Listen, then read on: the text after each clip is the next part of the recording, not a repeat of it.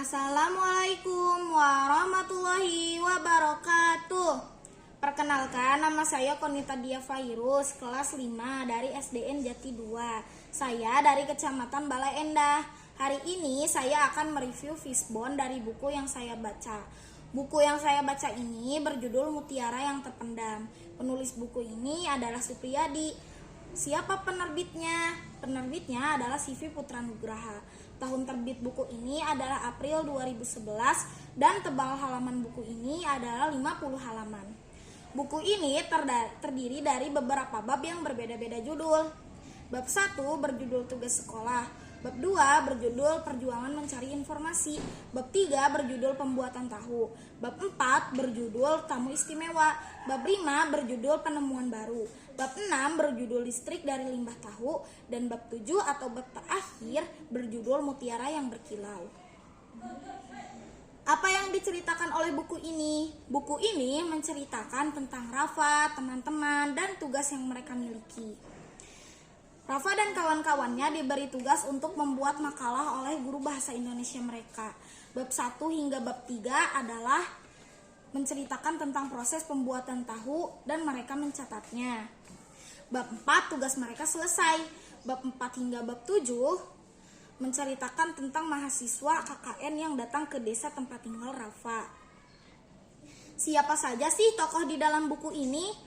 Ada Rafa, Joko, Wawan, Dodo, Arif, Bu Fitri, guru bahasa Indonesia, Pak Lurah, karyawan pabrik tahu, para remaja, warga desa, Bu Rumi, Kak Rudi, Kak Rama, dan mahasiswa KKN. Kapan sih kejadiannya terjadi? Ada pada 2 waktu. Waktu yang pertama adalah waktu pengerjaan tugas Rafa dan kawan-kawannya. Dikerjakan pada hari Sabtu hingga hari Minggu. Waktu yang kedua adalah kedatangannya mahasiswa KKN ke desa tempat tinggal Rafa.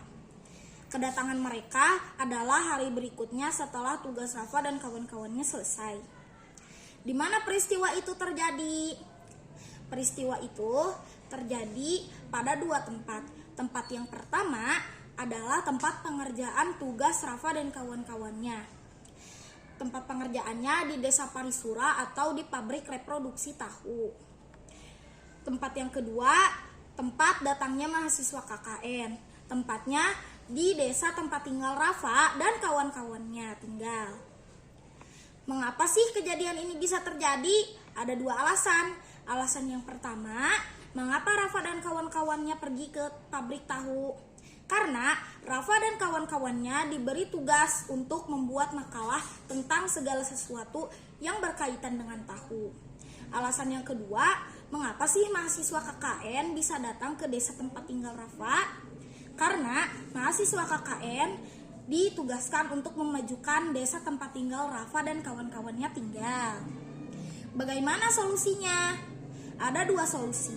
Solusi pertama, solusi tugas dari Rafa dan kawan-kawannya.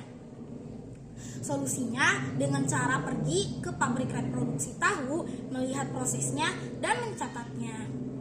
Solusi yang kedua, solusi cara memajukan desa tempat tinggal Rafa. Mahasiswa KKN membuat listrik dari limbah tahu agar limbah tahu tidak bereceran dan tidak berbau busuk.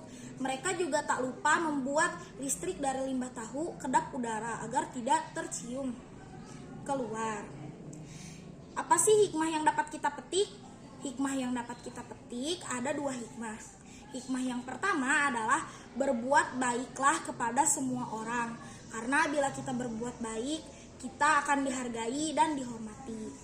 Hikmah yang kedua adalah jangan pantang menyerah dalam melakukan sesuatu. Karena bila kita pantang menyerah, kita tidak akan membuahkan hasil. Bila kita pantang menyerah, kita tidak akan mendapat hasil yang indah. Tetapi ketika kita tidak pantang menyerah, kita akan mendapatkan hasil yang indah.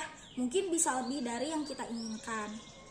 Makanya kita harus jangan pantang menyerah agar kita mendapatkan hasil yang indah. Sekian review fishbone dari saya. Wassalamualaikum warahmatullahi wabarakatuh.